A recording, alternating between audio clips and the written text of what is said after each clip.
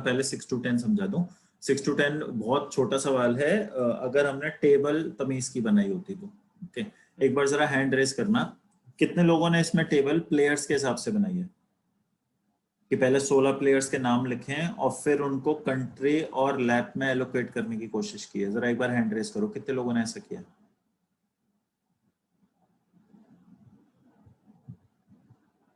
है ना। अब ये सारे लोग या तो अटक गए होंगे या फिर बहुत टाइम लग रहा होगा फिल करने में। ठीक कह रहा हूं मैं? ठीक कह रहा हूं मैं? या तो अटक गए होंगे बीच में जाके, या फिर टेबल फिल करने में बहुत टाइम लग रहा होगा, है ना। ऑन दी अदर हैंड अब इस बार वो लोग हैंड रेस करें जिन्होंने कंट्री और लैब के हिसाब से टेबल बनाई है, जिन्होंने कंट्री और लैब के हिसाब से टेबल बनाई है। अब जिन्होंने कंट्री और लैब के हिसाब से टेबल बनाई होगी ना, उनका बहुत इजीली सॉल्व हो जाएगा, बहुत इजीली सॉल्व हो जाएगा। मतलब इसकी टेबल ना कायदे से ऐसी कुछ होनी चाहिए कि एक तरफ लिखोगे कंट्रीज के नाम। सो कंट्रीज क्या क्या है हमारे पास? यूएसए, उज्बेकिस्तान, जापान और जमैका। और एक तरफ लिखोगे लैब, लैब 1, लैब 2, लैब 3 और लैब 4। तो टेबल छोटी भी बनेगी, एफिशिएंट भी रहेगा और डेटा फिल करना भी कंपैरेटिवली इजी रहेगा।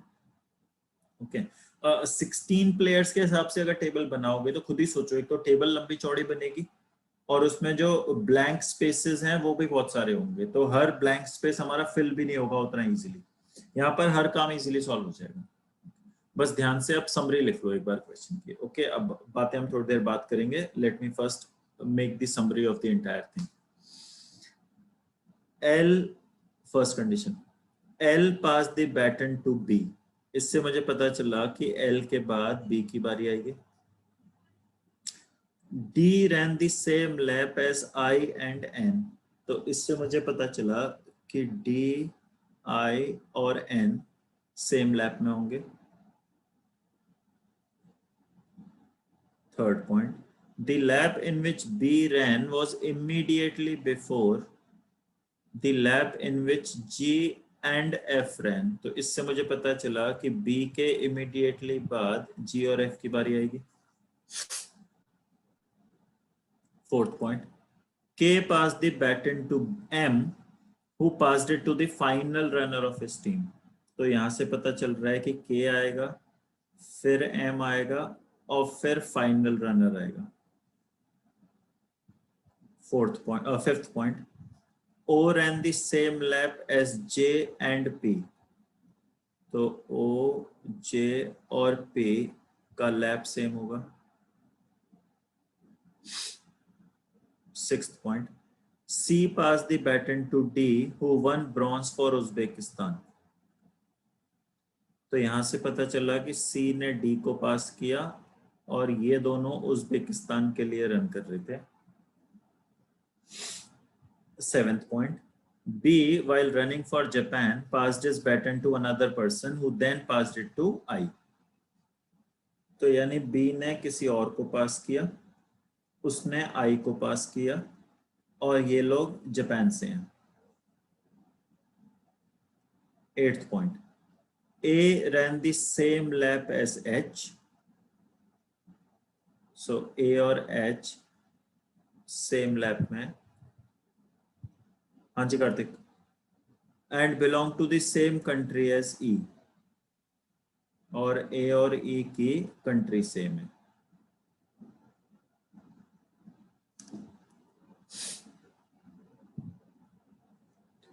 क्या यहां तक की समरी सबको क्लियर है? यहां तक की समरी सबको क्लियर है एवरीबॉडी? अब बताओ जरा मुझे, शुरू कौन से पॉइंट से करोगे? किस पॉइंट से शुरू करोगे? किस पॉइंट से फिल करना शुरू करोगे?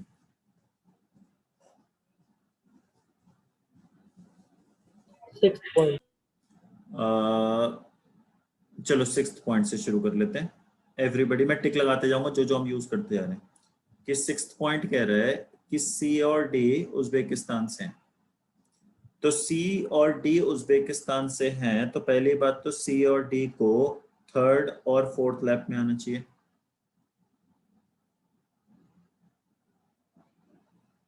ओके अच्छा, ऐसे ही 7th पॉइंट कहता है कि बी और आई जापान से हैं, दोनों के बीच में एक बंदा आएगा और बी से पहले एल को आना है। तो यानी एल फर्स्ट लैप में, बी सेकेंड लैप में और आई फोर्थ लैप में, और ये तीनों बंदे जापान से आएंगे।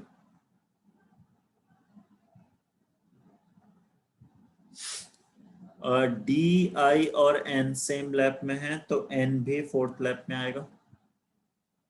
ठीक है अच्छा, बी अगर सेकंड लैप में है तो जी और एफ को थर्ड लैप में होना चाहिए।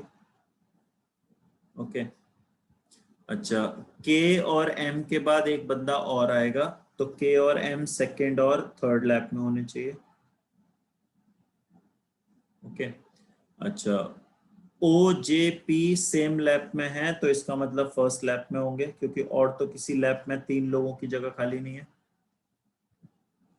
ए और एच सेम लैप में है तो पक्की बात है सेकंड लैप में ही होंगे, तो ई आ जाएगा हमारा फोर्थ लैप में। बताओ यहां तक किसी को परेशानी है? यहां तक किसी को इशू है? सृष्टि? सर सर सी और डी जरूरी थोड़ा ना थर्ड और फोर्थ पे ही होंगे।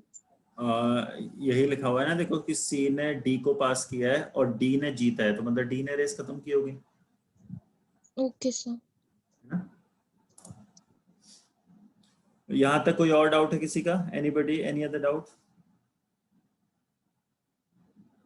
नहीं, चलो ठीक है। अच्छा, कंट्री किस किस की पता थी मुझे? एक तो जापान की पता थी तो वो फिल कर लिया है, एक उज्बेकिस्तान पता था हमने, वो फिल कर लिया है। उसके अलावा तो कैनवी से कुछ भी फिल नहीं हो रहा है। क्या सारे लोग अग्री कर पा रहे हैं मेरे से यहाँ तक? तो ये वही वाला एग्जांपल हो गया जो मैं कह रहा था कि अब इसके आगे अगर हमें सॉल्व करना है so then I need extra information.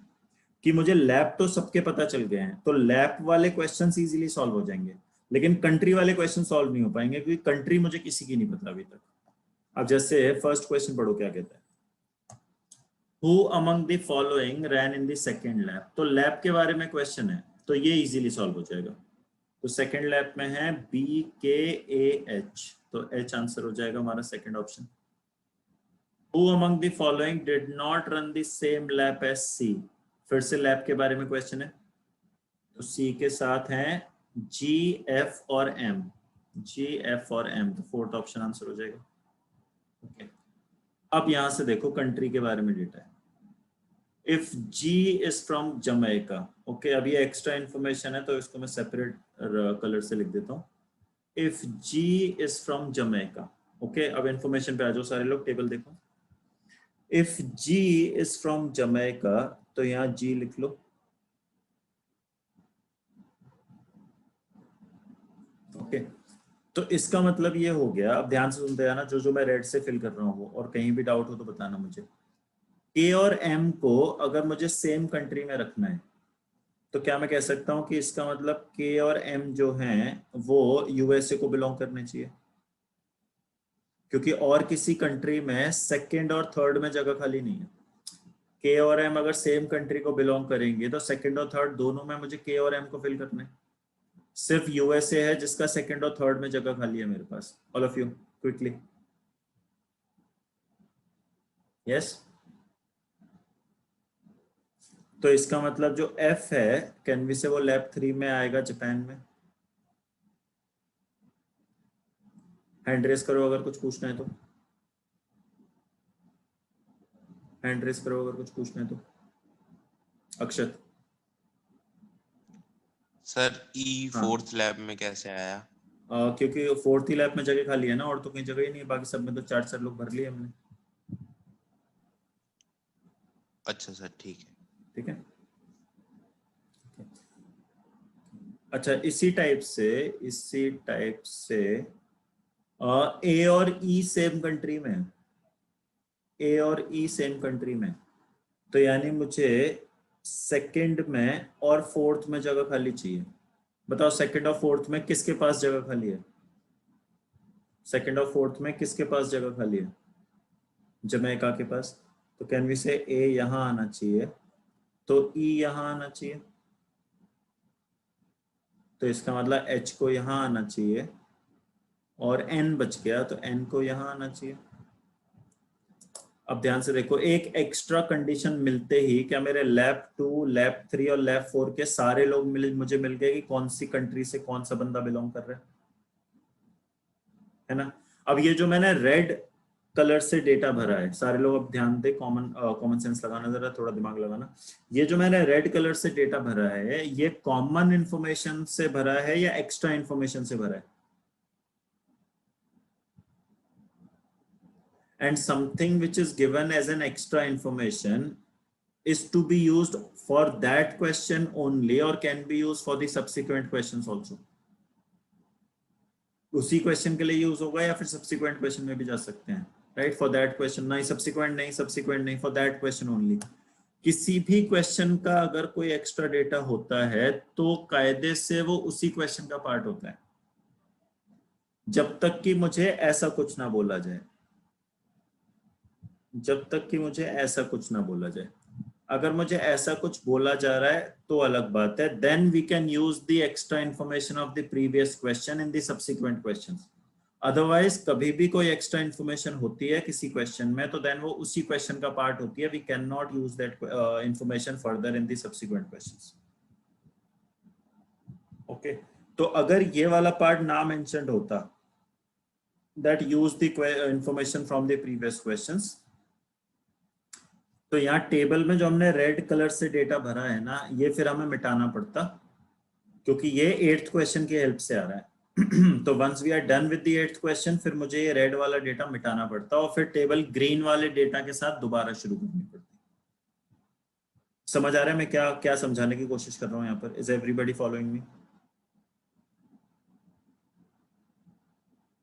है ना? तो अब क्योंकि 9th और 10th में गिवन है that we can use the data from the previous questions, तो इसलिए अब मुझे ये मिटाने की जरूरत नहीं है, इसको यहीं लिखा रहने दो और आगे बढ़ जाओ।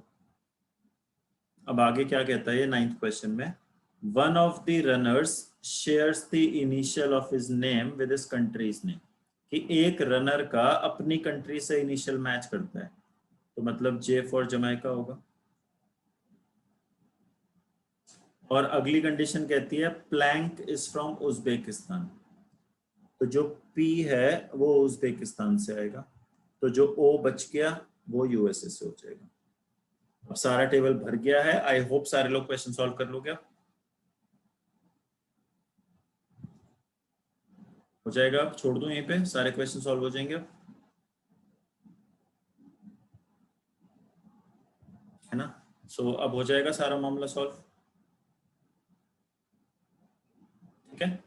कोई डाउट है इस सेट में किसी को? जस्ट रेज योर हैंड अगर कोई डाउट है तो।